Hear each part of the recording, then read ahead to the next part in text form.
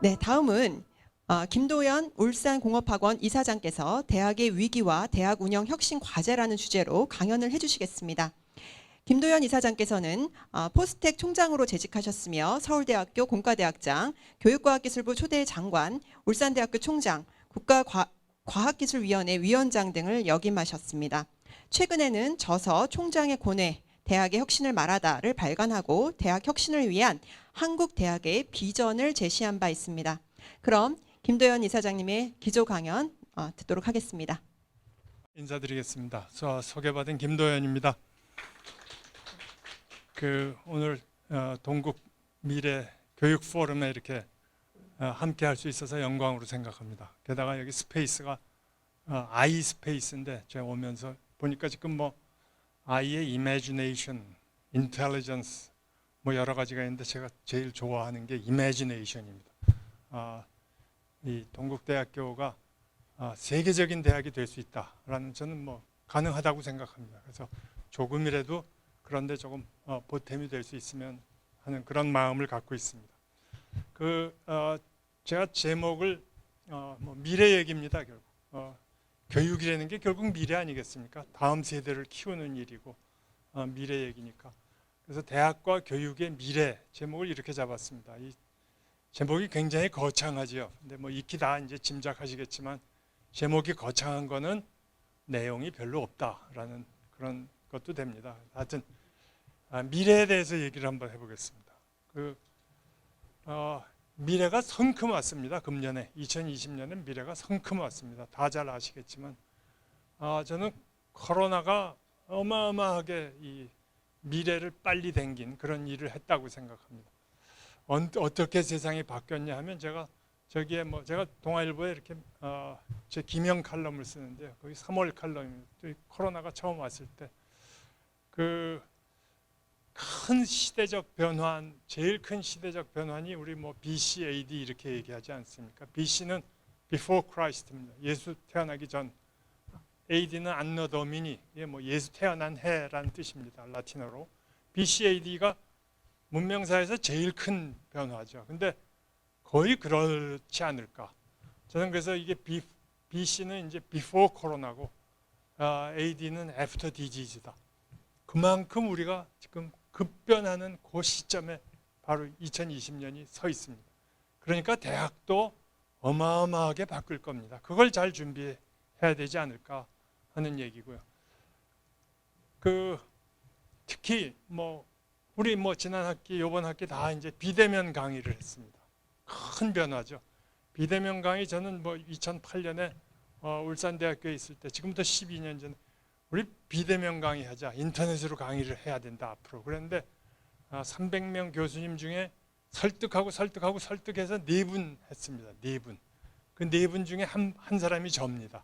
그렇게 하기 힘들었던 일이 이번에 전원이 다 했죠. 모든 교수님들이 전원이 다 했습니다. 그렇게 큰 변화가 일어났고 이 변화는 다시 돌아가지 않습니다. 앞으로도 이제 계속 갈 것 같습니다. 여기 이제 이 비대면 강의에서 그냥 한마디만 제가 드리면은 그냥 내가 대면 강의 하던 걸 그대로 찍어서 올린다. 그거 전혀 아닙니다. 비대면 강의 아닙니다. 혹은 줌이 있으니까 요즘 30명 학생들 이렇게 얼굴 놓고 줌으로 강의한다. 그거 아닙니다. 그러니까 대면 강의 하던 걸 그대로 올려서 하는 게 그게 비대면 강의가 아닙니다. 완벽하게 바뀌어야 됩니다. 어떻게 바꿔야 되느냐? 그거는 이제 우리의 몫이죠. 이제부터 국리를 하고 동국대학교에서 그런 모범이 하나 나왔으면 하는 그런 마음을 갖고 있습니다.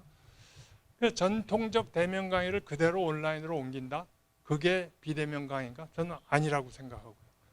그리고 특히 학생 평가도 이게 교육의 굉장히 중요한 부분입니다. 학생 평가가 있어야 어떤 조직이든지 어떤 개인이든지 평가가 있어야 더 발전하지 않습니까?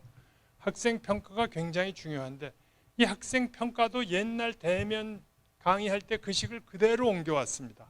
그래갖고 몇몇 대학에서는 학생들이 온라인으로 시험 보면서 치팅을 했다, 컨닝을 했다. 그래서 그걸 또 적발해서 처벌을 하고 그랬는데 그거 다 옛날 얘기입니다. 다 20세기에 모든데 그걸 그대로 갖고 이런 걸 다 바꿔야 될 것 같습니다.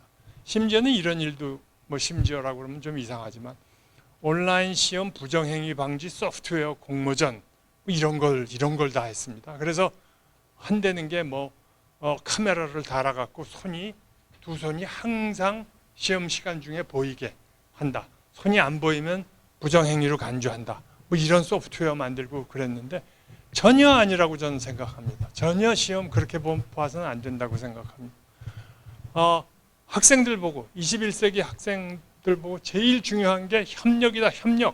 협력을 해야 된다. 그렇게 가르치면서 왜 시험 문제 놓고 협력하면 안 됩니까? 이 개념을 바꿔야 된다고 생각합니다. 그런 거에 대해서 서양에서는 그래도 이런 고민들을 하고 있습니다. 제가 이게 2020년 11월 13일이니까 한 달 전에 뉴욕타임즈에 어떤 교수가 쓴 칼럼인데 여기 보시면은 똑같습니다. 미국도 그런 고민을 다 하고 있습니다. 이 학생들 컨닝하는 것 때문에 이걸 어떻게 어떻게 하면 억제할 수 있는가. 제가 몇 구절만 갖고 왔는데 절대로 이렇게 카메라 걸어서 하는 일 그런 거 해서는 안 된다는 겁니다. 사회가 그러면 사회 전체가 이렇게 감시 체제로 들어가는 그런 일은 절대 해서는 안 된다. 그러면서 하나의 그래도 대안을 제시한 게 아나 플래치 그러니까 명예선서입니다. 명예선서를 시켜라. 시험 볼 때 위에다가 한번 쓰게 한다는 겁니다. 나는 이 시험 보는 동안 절대 뭐 저걸 하지 않고 내 명예를 지키겠다라고 한번 쓰게 하면은 그러면 이 사람들이 다 그걸 조사를 했더라고요. 22% 학생이 그렇지 않을 경우 22% 학생이 취팅했는데 11%로 준답니다. 뭐 그런 식으로 고민을 해야 된다. 저는 교육기관에서 이런 고민을 해야 된다라고 그렇게 생각합니다. 자, 그래서 이제 오늘 뭐 미래니까요. 지금 가까이 와 있는 미래. 사실 미래 예측은 굉장히 힘듭니다. 어렵죠. 그런데도 불구하고 예측을 계속 하고 싶죠. 왜냐? 미래를 조금 알면, 미래의 사회 모습을 알면은 모든 일을 다 잘할 수 있지 않습니까?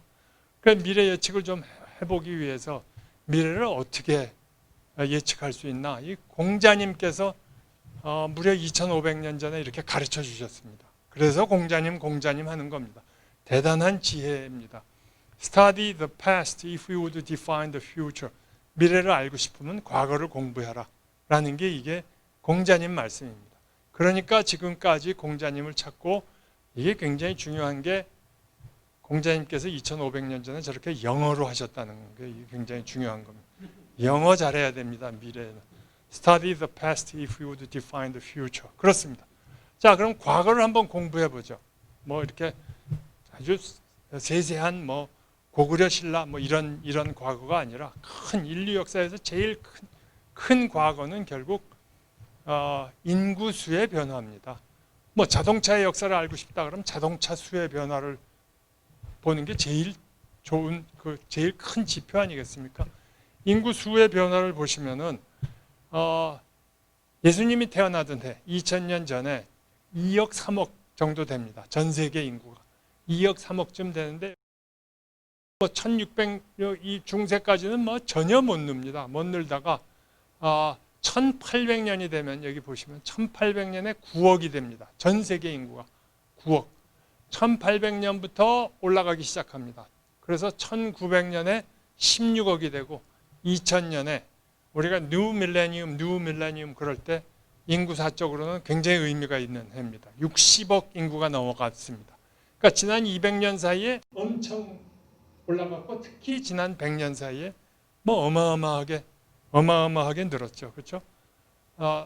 그리고 지금 현재는 78억입니다. 그럼 이런 과거를 알면 금방 미래를 예측할 수 있습니다. 25년 후 우리가 지금 가르치는 학생들이 열심히 사회활동을 할 때는 100억입니다. 100억 인구 속에서 살아야 됩니다. 여러 가지 기회와 위기가 함께 하죠.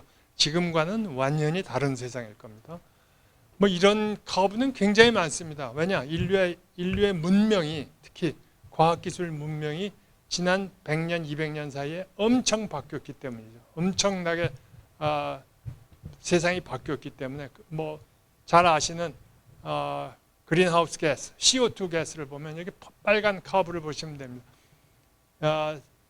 몇천 년 동안, 몇만 년 동안 280 ppm입니다. 대기 중에 CO2의 함량은. 그런데 이게 지난 100년 사이에 엄청 늘었습니다. 그래서 410 ppm이 됐습니다. 아까 그 인구 커브하고 굉장히 비슷하지 않습니까? 제가 10년 전, 20년 전에 뭐 이런 걸로 학생들한테 강의를 하면서 그때 본 자료에 의하면은 410 ppm이 그것이 뭐라고 나요? 티핑 포인트다. 돌아가지 못한다. 그랬습니다. 410 ppm. 근데 410 ppm을 넘어갔습니다. 어떻게 될지 잘 모르겠습니다. 그야말로. 이건 뭐, 자, 그런 변화는 그것이 인구의 변화건 뭐 CO2 가스의 변화건 전부 잘 아시다시피 과학과 기술의 발전입니다. 지난 100년 동안에 어마어마하게 세상이 바뀌었습니다. 무슨 얘기냐 하면은, 뭐 2500년 전에 잘 아시는, 아까 말씀드렸던 공자님이나 소크라테스 2500년 전 사람들입니다. 그때 인문학적인 지혜는 이미 대단했다는 거죠. 그런데 못 살았습니다. 그런데 못 살았는데 이제 1600년, 1700년, 17세기, 18세기 되면서 뉴턴 나오고 제임스 와트 나오고 그러면서 자연과학과 기술 문명, 기계 문명이 새로이 문을 열면서 세상이 바뀌기 시작했습니다. 사람이 오래 살기 시작했습니다. 편안하게 살기 시작했습니다. 그러니까 이제 이렇게 인구가 많아지기 시작하는 거죠. 특히 100년 전에 아인슈타인, 에디슨으로 대변되는 이런 변화가 인구 폭발의 원인이 됐죠. 오래 살게 됐습니다. 자, 뭐 그렇게 먼 옛날 보지 마시고요. 예, 제가 20년 전 얘기하면 1993년에 제가 서울대학교 그때 교수였습니다. 정교수였습니다. 그러니까 저런 거 다 갖고 있었습니다. 하나씩 제가 갖고 있던 겁니다. 뭐 컴퓨터도 있고 전화기도 있고 카메라, 녹음기 뭐 이런 거 시계 이거 하나씩 가지려면은 다 그래도 한 달 봉급이 들어갔던 그런 무렵입니다. 그래도 뭐 이런 거 다 하나씩 하여튼 갖고 있었는데 20년이 딱 지나니까 2013년이 되니까 이거 하나가 됐습니다. 몽땅 들어갔죠, 이게. 이게 몽땅 들어갔고 이거 없는 분 계신가요, 지금? 없죠. 이게 10년 된 변화입니다. 10년. 지난 10년 사이에 일어난 일인데 이젠 저거 없으면 못 사는 그런 사회가 되지 않았습니까? 앞으로 10년 후는 어떻게 될까요?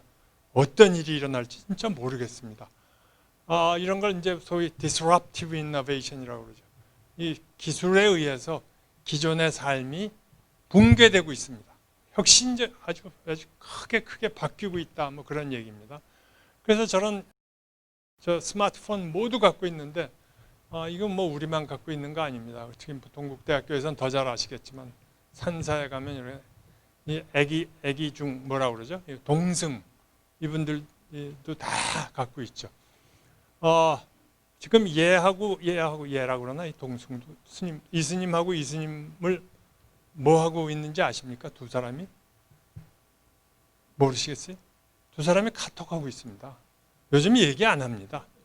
다 카톡하죠. 그렇죠? 이 중간에 서 있는 이 애기 스님은 왜 이런 표정입니까? 스마트폰 없으면 108번 냅니다. 그렇습니다. 없이는 못 살게. 그렇게 세상이 바뀌었다라는 얘기입니다. 자, 그러면 이제 미래를 짐작해 보죠. 미래를 제가 짐작한다기보다 이건 이미 와 있는 미래입니다. 그래서 이제 쉽게 어쩌면 얘기할 수 있는데요. 미래는 확실히 슈퍼 롱제비티, 그러니까 초고령 사회가 됩니다. 훨씬 오래 살게 됩니다. 아까 그 오래 살기 때문에 지금 인구가 늘어나는 그 마찬가지죠. 그래서 뭐 보통 65세 이상 인구의 비율 갖고 고령사회, 초고령사회 따지지 않습니까? 2017년 8월에 한국이 65세 이상 인구가 14%가 넘으면서 초고령사회로 이제 들어가기 시작했습니다. 일본이 28%입니다. 이미. 그런데 2050년이 되면은 뭐 우리가 일본 쫓아가는 건 굉장히 빨리 쫓아가죠. 뭐든지. 지금 특히 우리나라가 가장 빨리 고령사회에 접어들고 그 속도가 제일 빠른 나라입니다. 그래서 2050년이 되면 인구의 거의 반이 65세 이상이 될 겁니다.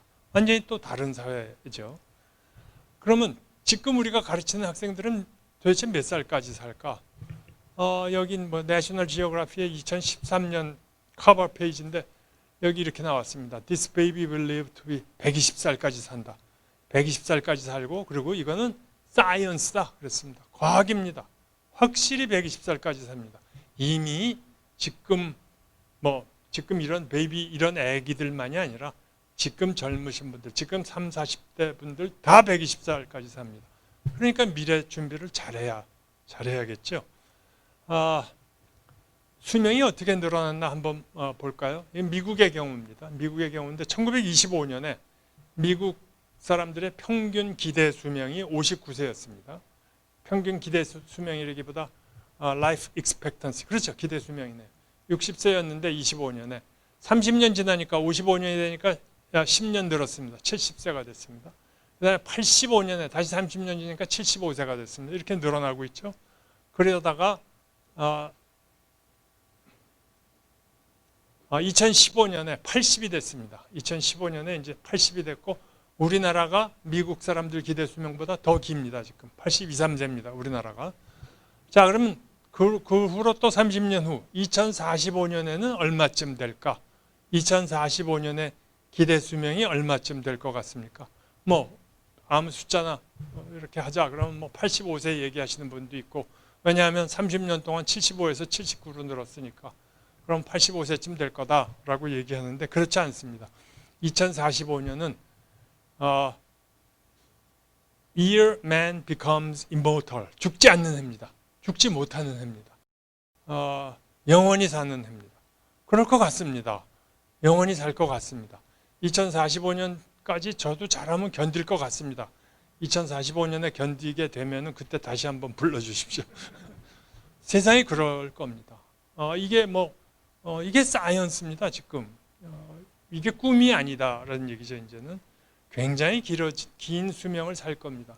그게 첫 번째 미래 모습이고, 두 번째는 이제는 확실히 인텔리전스, 슈퍼 인텔리전스 소사이어티가 될 겁니다. 아티피셜 인텔리전스, 인공지능 얘기는 잘 아실 테니까 이게 이제 퀀텀 컴퓨팅하고 합쳐지면은 그냥 퀀텀 컴퓨팅은 전공하신 분들은 더 잘 아시겠지만 그냥 쉽게 얘기하면 지금 갖고 있는 컴퓨터보다 10만 배, 100만 배 더 빠르고 기억 용량도 크고 그런 컴퓨터로 생각하시면 되겠습니다. 아티피셜 인텔리전스하고 퀀텀 컴퓨팅이 합치게 되면은 이것도 세상이 전혀 다른 세상이 될 것 같습니다. 이미 AI도 사실 굉장히 와 있습니다. 저는 한 30년 전에 미국에 잠깐 있을 때 어떻게 이런 지도 보고 다 운전하고 다녔는지 상상을 못 하겠습니다. 그래도 다 찾아다녔거든요. 얼마나 고생했겠습니까? 요즘은 확실하게 다 내비가 하고 이거 없이 운전하시는 분 안 계시죠? 그렇죠? 그리고 내비 말 안 들었다가 다 고생하시죠? 그렇습니다. 확실하게 판단을 해주는데 인간이 가는 길을 어디로 가라고 판단해 주는 거 이거 대단한 겁니다. 대단한 권한을 이미 기계한테 넘겨준 겁니다. 미래의 갈 길을 기계한테 맡긴 거 아닙니까? 이거 대단한 일입니다. 나중에는 틀림없이 나중에 제가 그런 얘기를 했었는데 이미 이제는 젊은이들이 결혼할 때 AI한테 물어볼 겁니다. 나 어떤 사람하고 결혼하면 돼? 하고 이렇게 물어봐서 길을 가르쳐 줄 겁니다. 일본서는 이미 그걸 정부가 후원합니다. 정부가 AI로 짝을 맺어주는 일을 굉장히 하고 있습니다. 그래서 어제 신문에 보니까 한국경제신문에 AI 중매하고 이런 칼럼이 하나 났더라고요. 여기 보니까 잘 모르겠습니다. 나에게 딱 맞는 연인은 누구일까? 어디에 있을까? 최적의 짝을 인공지능 시스템이 찾아준다. AI가 빅데이터를 기반으로 마련한 소개팅의 성공 확률은 99.8%. 이건 모르겠습니다. 이게 무슨 얘기인지 사실 모르겠습니다. 그냥 제가 이렇게 소개를 합니다. 확실히 이제 자기 짝 찾는 거는 AI한테 물어볼 겁니다. 세상이 그렇게 바뀔 겁니다. 음악을 하나 들어보시고.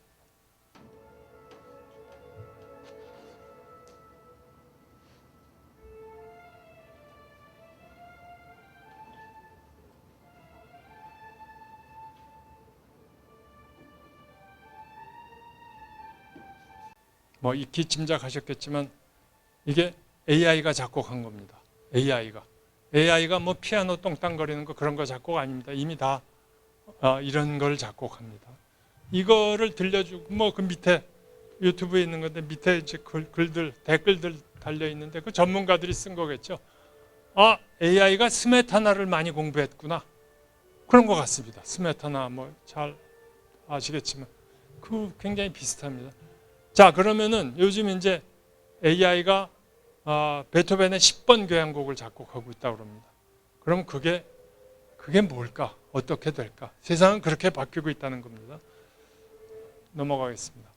사실 음악보다 더 어려운 게 미술이라고 그랬습니다. 음악은 딱 선이 오선지가 있고 거기에 정확하게 위치가 있지 않습니까? 각 음이. 그리고 그 음의 길이도 있고 뭐 다 있으니까. 그래서 음악은 돼도 미술은 안 될 거야. 그랬는데 이제 미술도 됩니다. 이 반 고흐의 제일 유명한 그림이죠. 그리고 뭐 고흐의 화풍은 다 잘 아시지 않습니까? 자, AI한테 저런 두 남녀 연인의 사진을 주고 야, 이거 고흐풍으로 한번 그려봐라 그랬습니다. 고흐풍으로 그렸습니다. 이렇게 그렸습니다. 고흐가 그린 그림입니다.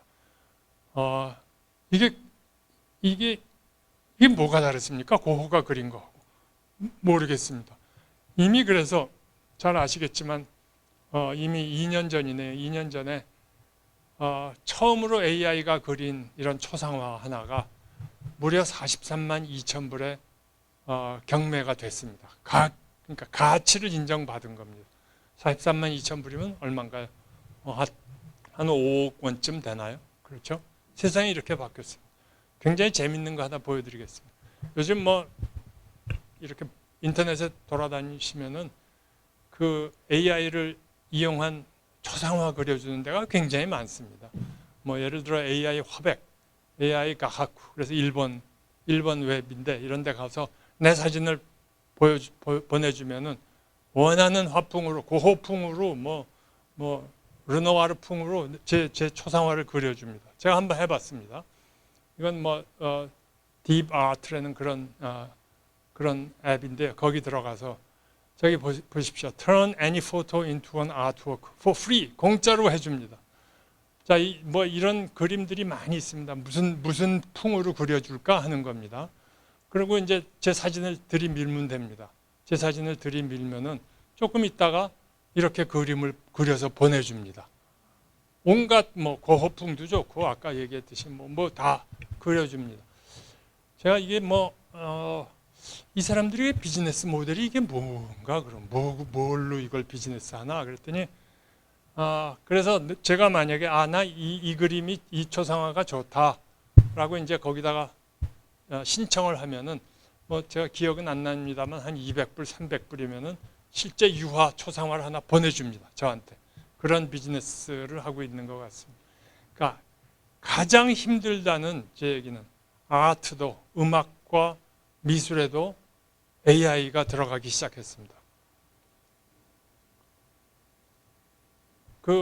잘 아시겠지만 이 AI에 대해서는 MIT가 이미 2년 전에 무려 1조 원이죠. 1 빌리언 US 달러를 집어넣어 갖고 AI 단과대학을 만들었습니다. AI 단과대학을 만들어서 이게 AI의 스페셜리스트도 키우지만 AI의 스페셜리스트만 키우자는 게 아니라 모든 학생들에게 뭐 철학과 학생, 경제학과 학생 모두에게 AI를 교육시키겠다는 그런 목표입니다.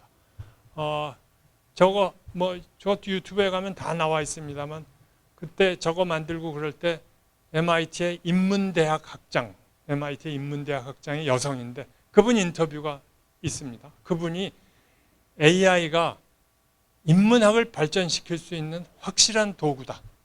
이걸 해야 된다라고 인문학자가 그런 얘기를 합니다. 이게 무서운 얘기 같습니다. 그러니까 MIT는 지금 그렇게 세계 탑에 있는 대학도 저렇게 바뀌어가고 있습니다. 더 잘해보겠다고, 미래를 개척하고 있겠다고 저런 일들을 하는데 우리는 진짜 뭘 하고 있나 하는 그런 아쉬움이 있습니다. 우리 뭐 영어로 education 이렇게 쓰지 않았습니까? A자가 가운데 있었는데 이거 앞으로 확실히 이렇게 바뀌어야 됩니다. education. 그래서 AI가 센터에 있어야 됩니다. 교육계 측면에서. 그러니까 쉽게 얘기하면은 제가 어디 강의실에 가서 30명 놓고 강의하면은 제가 아무리 강의를 잘해도 못해도 10명밖에 집중하지 않습니다. 그게 현실입니다. 그런데 그런 걸 전부 다, 그러니까 제일 좋은 건 원투원 교육이죠. 근데 그건 한 사람의 교수로서는 힘들죠. 거기에 AI의 도움을 받으면 학생별로 전부 분석을 할 수 있습니다. 그런 일들을 이미 하고 있는 대학들이 있죠. 뭐 많습니다. 미국에 제법 많습니다. 우리만 지금 안 하고 있지. 미국에 뭐 애리조나 스테이트 유니버시티 같은 데 굉장히 유명하지 않습니까? 그래서 AI가 교육에도 굉장히 들어올 거다라는 그런 생각을 갖고 있습니다. 들어와야 된다. 그다음에 이제 슈퍼 커넥션 소사이어티 다 연결되어 있습니다. 우리가 이제는 진짜 연결되어 있습니다. 그 시간과 공간을 초월해서 연결되어 있습니다. 뭐 잘 아실 테니까 자세하게 설명은 안 드리고요. 여기 보시면은 그냥 인터넷 연결점의 숫자를 보면 인터넷 나드 숫자를 보면 인터넷이 1992년인가 발명이 됐을 그때 그 시점에 인터넷 나드 숫자는 2개죠. 여기하고 저기하고 연결해 본 거니까요. 컴퓨터와 컴퓨터를 연결하는. 근데 그게 벌써 93년 되니까 1 밀리언이 됩니다. 미국이죠. 그리고 2008년이 되니까 70억이 됐습니다. 그 당시에 세계 인구보다 더 많아졌습니다. 그러니까 그냥 보면은 각 사람마다 다 연결이 됐다는 거죠. 그냥 숫자로만 따지면 2018년에 20 빌리언, 그러니까 200억 개입니다. 2018년이 200억 개. 금년이 500억 개입니다. 그러니까 이건 사람과 사람만의 연결이 아니라 사람과 기계, 기계와 기계, 인터넷 오브 띵스 아닙니까? 전부 다 연결된 사회입니다. 자, 그건 뭐 틀림없고요. 그러니까 그런 움직임을 제일 빨리 나가는 게 기업이죠. 기업들 보시면은 금방 드러납니다. 2001년에 시총 세계 탑 5를 보면은 여기 제너럴 일렉트릭, 엑선, 시티, 월마트, 그럼 마이크로소프트가 하나 있습니다. 그런데 이게 10년, 15년 지나니까 애플, 구글, 마이크로소프트, 아마존, 페이스북 이게 전부 다 그렇게 연결하는 회사들이죠. 그러니까 뭐 세상은 확실히 다 이제 연결되는 그런 세상이 될 겁니다. 자, 그럼 이제 그런 측면에서 대학 교육은 어떻게 가야 되나? 굉장히 오래 살게 됩니다. 우리 학생들은 120살까지 삽니다. 저는 제가 대학교 다닐 때 교육받은 거는 너는 60살까지만 일하고 은퇴해서 10년, 20년 지내다가 세상 떠나는 그런 삶이었습니다. 그런 삶을 생각하고 교육을 시켰습니다. 교육을 받았습니다. 그런데 우리 학생들이 지금 나이 60에 은퇴하면 되겠습니까? 나머지 60년을 어떻게 삽니까? 그건 말이 안 되죠. 그러니까 대학교 졸업 후에 25세에 대학 졸업한다 그러면 적어도 그 후에 6, 70년 사회 경제 활동을 해야 됩니다. 돈을 벌어야 됩니다. 돈 벌 수 있는 경제적인 능력이 있어야죠. 자, 이걸 저는 employability, 대학 교육에서 제일 중요하다는 그런 팩터라고 생각합니다. 여기 employability라는 것은 제가 직업 능력이라고 표시하는데 이게 취업이 아닙니다. 취업이 아니고 하여튼 평생 90될 때까지 자기 삶을 가꾸어 갈 수 있는 능력, 그걸 저는 직업 능력이라고 하는데 대학교에서 이걸 길러줘야 됩니다. 이걸 기를 수 있는 바탕을 마련해 줘야죠. 특히 지금은 교육부 평가에서도 그렇고 학생들 이건 취업입니다. 첫 번째죠. 그러니까 취업 그 류를 내고 그러는데 아무 의미가 없습니다. 그 긴 인생에서 첫 직장 그거 의미 없죠. 그렇지 않습니까? 6, 70년을 사회 활동한다 그러면 직업을 적어도 5, 6번 바꿉니다. 그 직업을 바꾸는 게 이 대학 교수하다 저 대학 교수하는 그런 거는 바꾸는 게 아니고요. 완전히 바꿔야 됩니다. 그래서 첫 직장을 구하는 그런 능력도 좋지만 기계과에서 열심히 잘 가르치면은 예를 들어 기계회사, 현대자동차 취직하는데 좋겠죠. 현대자동차 취직해서 몇 년 일합니까? 그 다음에 인생에서 마지막 직장까지도 그 능력을 키워줘야 한다라는 거죠. 이게 굉장히 저는 중요한 일이라고 생각합니다. 그래서 그러기 위해서는 졸업하고 나가면서 이게 공부했다가 아닙니다. 그러니까 그동안 우리 대학은 넌 뭐뭐를 공부했어, 철학을 공부했어, 혹은 뭐 기계공학을 공부했어 해서 졸업장 줘서 보냈는데 절대 그거는 이제는 아니다. 배운 사람이 아니라 계속 배워갈 수 있는 사람. learn people이 아니라 learning people을 길러낼 수 있는 그런 교육으로 바뀌어야 한다는 거죠. 그러니까 교육이 엄청 바뀌어야 됩니다. 그 다음에 슈퍼 인텔리전스 소사이어티에서는 어떨까? 자, 뭐 지식은 지금 뭐든지 우리도 웬만하면 다 이렇게 두드려 보면 다 나오지 않습니까? 정보는 얼마든지 많습니다. 그 정보를 어떻게 골라내느냐 하는 거고요. 그 지식을 주입해서 그걸 시험 보는 거 아무 의미도 없다라는 겁니다. 왜 시험 볼 때 인터넷을 뒤지면 안 되나요? 사회 나가서 어떤 문제를 풀 때 인터넷 안 뒤지고 풀 수 있습니까? 그걸 왜 시험 볼 때는 못하게 해야 되나 하는 거예요. 다 바뀌어야 됩니다.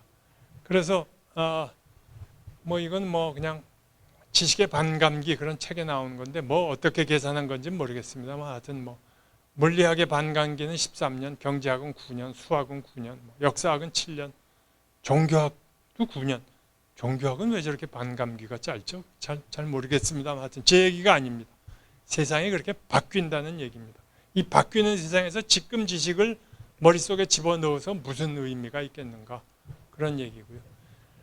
그래서 저는 지식 교육 해야죠. knowledge 교육을 해야 되는데 지식과 더불어 대학 교육에서 지혜를 넣어줘야 됩니다. 지혜. 제가 오늘 들어오면서 보니까 동국대학교의 건학 이념이 지혜와 자비. 전 그거 진짜 맞는 그게 진짜 교육이다라고 생각을 합니다. 뭐가 지혜고 뭐가 지식이냐? 어떻게 하면 그럼 지혜와 지식을 길러주냐? 이거에 대해서는 그 유명하신 분들이 다 다빈치와 아인슈타인이 이렇게 얘기를 했습니다. 지혜는 넘어가자.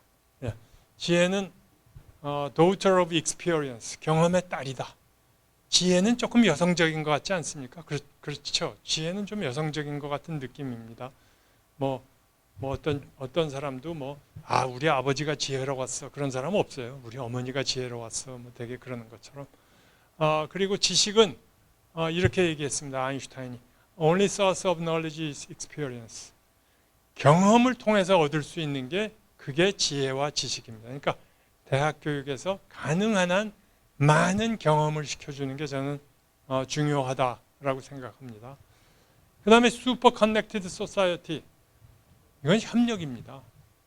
절대 각자 도생은 못합니다. 이제 앞으로 다른 사람을 위해서 일해줄 수 있는, 다른 사람으로부터 도움을 받을 수 있는 그게 능력입니다. 협력, 소통, 배려 이걸 어떻게 교육시켜 줄 건가, 어떻게 길러줄 건가 그거에 고민을 해야죠. 그런 측면에서는 저 대학 교육이 소위 소셜 이모셔널 스킬, 사회 정서적 역량을 키워줘야 됩니다. 우리 대학 교육에서는 이런 게 굉장히 신경을 안 쓰고 있는데 저는 학생들로 하여금 사회에 나가서 다른 사람들과 어울려서 살 수 있는 그런 능력을 키워줘야 한다는 거예요. 소셜 이모셔널 스킬이 뭐냐? 그냥 제가 번역을 해보면 스스로의 감정과 정서를 이해하고 다스려서 긍정적인 인생을 살면서 타인을 배려해 좋은 인간관계를 맺으며 자신의 결정에 책임지는 역량입니다. 이거가 있어야 아까 말씀드렸듯이 90세까지 사회에서 활동하면서 살 수 있다라는 거죠. 그러면 소셜 이모셔널 스킬을 길러주기 위해서 어떻게 해야 되는가? 이건 대학교에서 고민을 해야 될 일입니다. 저는 그냥 쉽게 사람, 한자는 전부 이렇게 뭐라고 그러나요? 상형 문자 아닙니까? 모습을 보고 그랬는데, 그래서 이 사람의 모습이 이런 거다. 여기서 아마 따왔지 않았나? 그렇게 얘기하는데 그게 아니라 이 한자의 사람인자는 한 사람은 기대고 한 사람은 받쳐주는 게 그게 사람입니다. 혼자 살 수 없다는 거죠. 살다 보면 기댈 때도 있고 남을 받쳐주기도 하는데 우리는 기대려고 그러는 인재만 키우고 있는 거 아닌가. 자, 그다음에 이제 동국대학교 대학교에 초점을 좀 맞추면은 이게 심각한 문제입니다. 한번 이게 X축이 시간이고 이 Y축이 대학의 레벨 그렇게 생각하면 되겠습니다. 보시면은 좋은 대학 예를 들어서 MIT, 스탠포드 국내에서도 좋다는 대학교에 좋은 교수 가죠. 좋은 학생 가죠. 연구비 모이죠.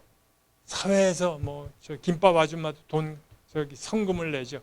모든 게 모입니다.